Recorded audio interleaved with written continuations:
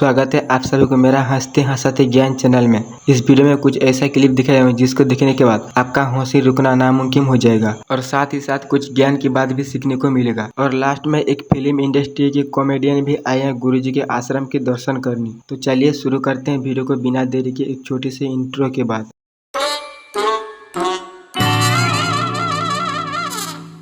नहीं, मेरे घर में और सब है ना ससुर लोग। हाँ, वो तो भगवान आए हैं पर नहीं गुरुजी पत तो वो मतलब ईश भगवान को नहीं मानते। नहीं मानते। किसको मानते हैं? किसी को भी नहीं मानते हैं। तो मांस वांस खाते होंगे, जी गुरुजी। इसीलिए बुद्धि भ्रष्ट हो गई। वो भगवान को भी प्रसाद भी कहते हैं कि सब ढोंग है, ये सब घंटी डोलाता है, सब ढोंग ही डोलाता है। घंटी डुलाए तो ढोंगी, प्रसाद खाए तो ढोंगी, और मछली हाँ। खा जाए तो वो बड़ा पुण्यात्मा।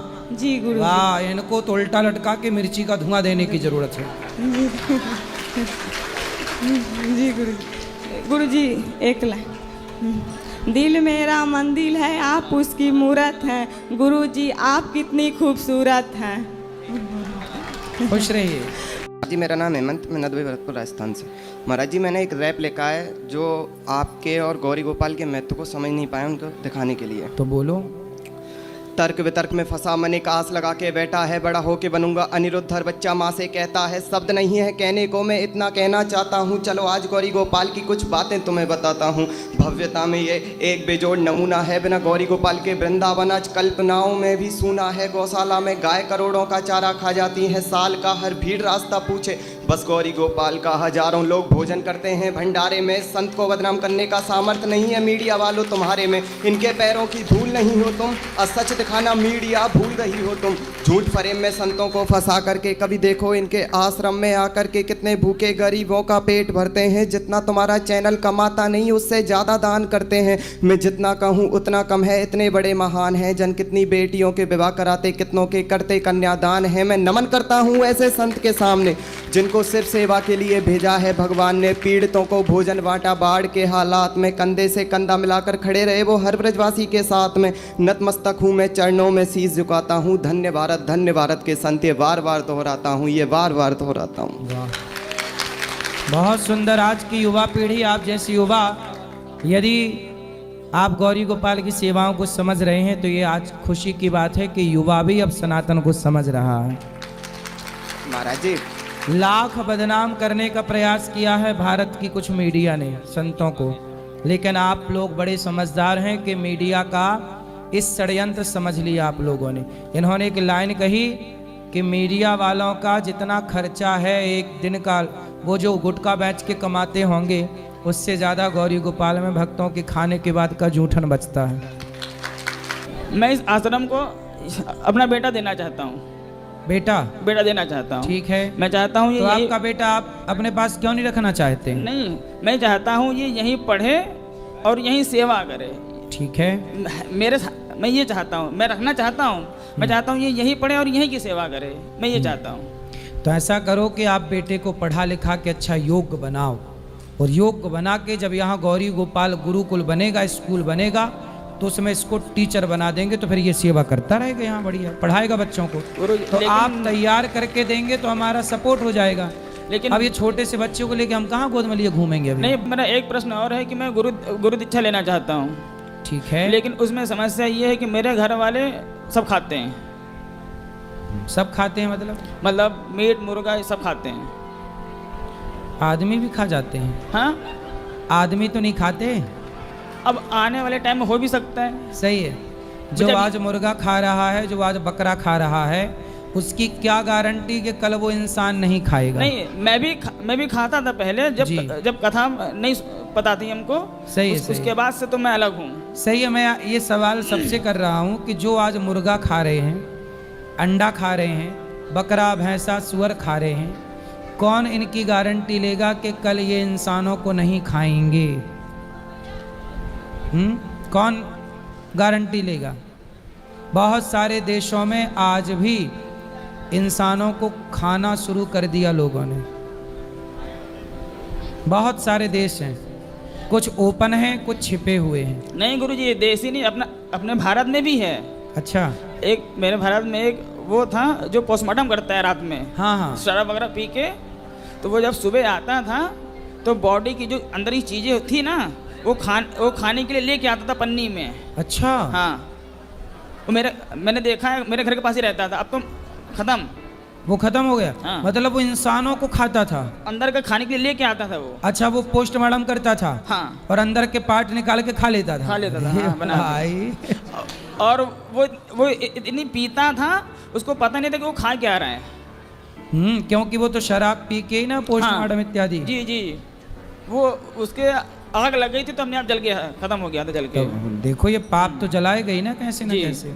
तो देख लो कि इंसानों का भी मांस खाना लोगों ने शुरू कर दिया।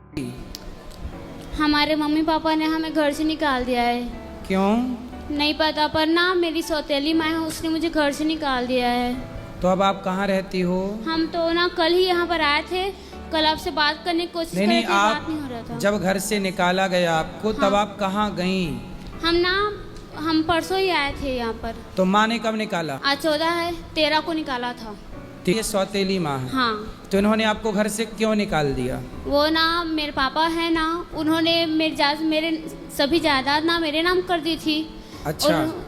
तो ना उनको जबरदस्ती बोला गया कि ना तुम मेरे बेटे के नाम कर दो। तो आपके नाम पे कितनी जायदाद है? मेरे नाम पे घर और खेत था।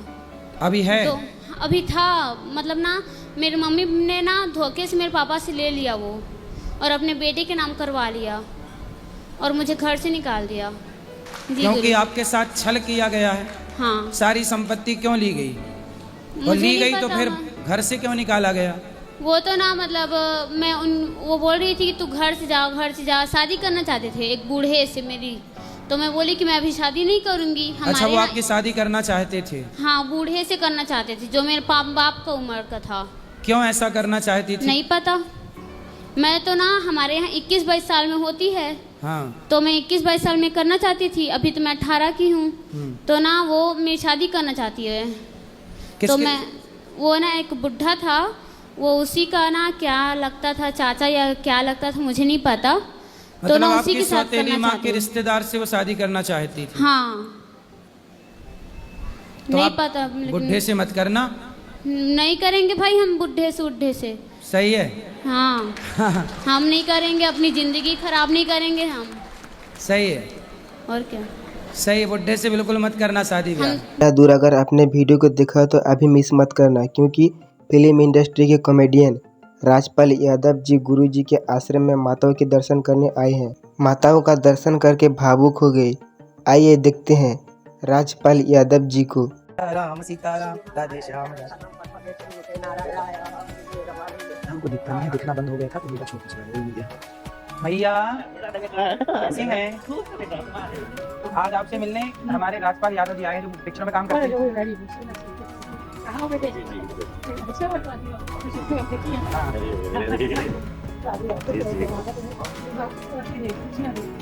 मेरे बच्चे के साथ आई हूँ, मेरा बच्चा तो बहुत अच्छा है। मेरा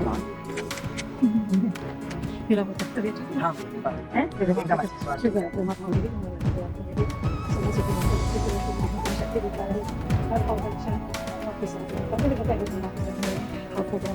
भगवान ने आपका हाथ पकड़ा, राम ने हमारा हाथ पकड़ा। पकड़ा, ठीक है ना? मेरे बेटा ने क्या मैं भगवान से प्रार्थना करती हूँ कि सब बातें करती हूँ। मैं बहुत खुश रही। मैं अपनी क्या करता हूँ, माँ बाप को बताइए नहीं। बिल्कुल बिल्कुल, आप खुश रहिए बस। भैया लेटो लेटो लेटो, लेट, बस बस हो जाएगा, ठीक आएगा, लेटो लेटो।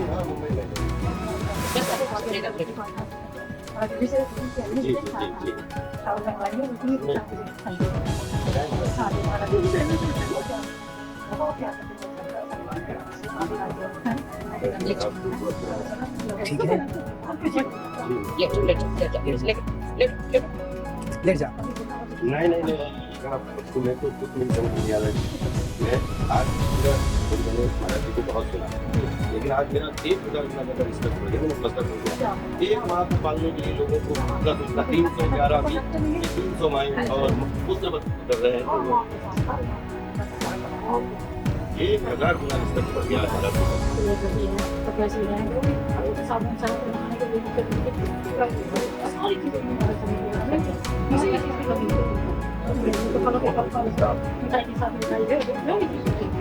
ये भैया है, अभी इनका बीमारी थी, इनका इलाज हुआ है, ऑपरेशन हुआ। जैसा कि आप सभी ने देखा, राजपाल यादव जी कितना भावुक हो गई थी और अपने आंखों पे विश्वास ही नहीं कर पा रही थी। तो चलो और कुछ क्लिप देखने के बाद वीडियो के विराम करेंगे।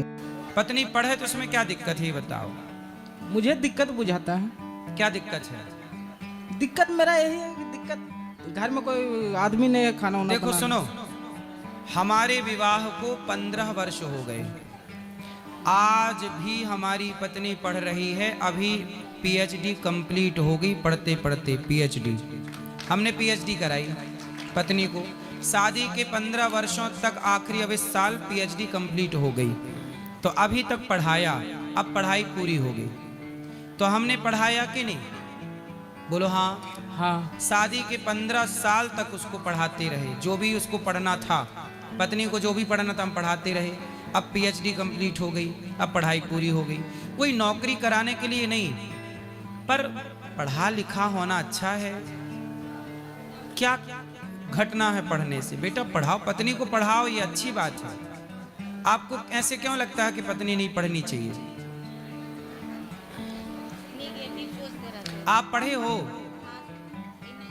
आप क्या पढ़े हो बताओ? हम नहीं पढ़े।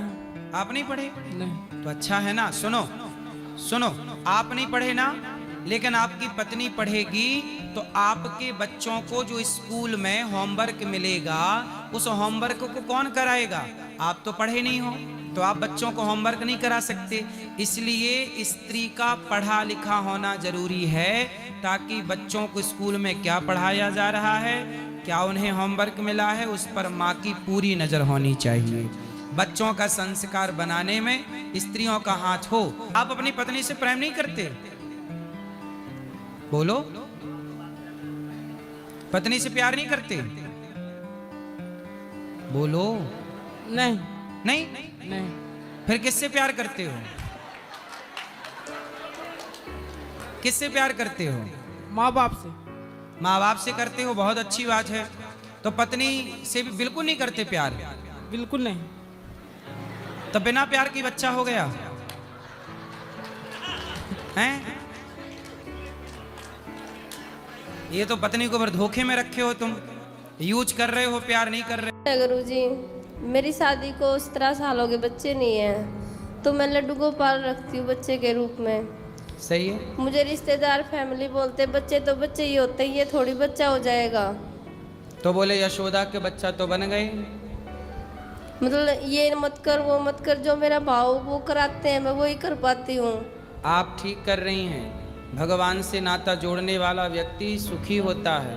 10 बच्चे भी हो जाएं किसी के, फैमिली भी ये बोलती है ये तकलीफ होगी तुम्हें, अब ये हो गया, आप बीमार हो गए, तुम लड्डू गोपाल रखते हो। अच्छा ये बताओ, आपके पति आपसे नाराज रहते हैं, खुश रहते हैं? नहीं, अच्छे खुश रहते हैं। लड्डू गोपाल का भी करते, जब स्टार्टिंग में गए थे ना लड्डू गोपाल, तो वो नहीं करते, अब तो मुझसे भी ज़्यादा वो इनकी सेवा पानी करते हैं। फिर आप सही हैं, आप दोनों खुश हैं। बच्चा होना ना होना ये तो ईश्वर के हाथ में है। क्यों नहीं होता बच्चा, इसका भी एक कारण है।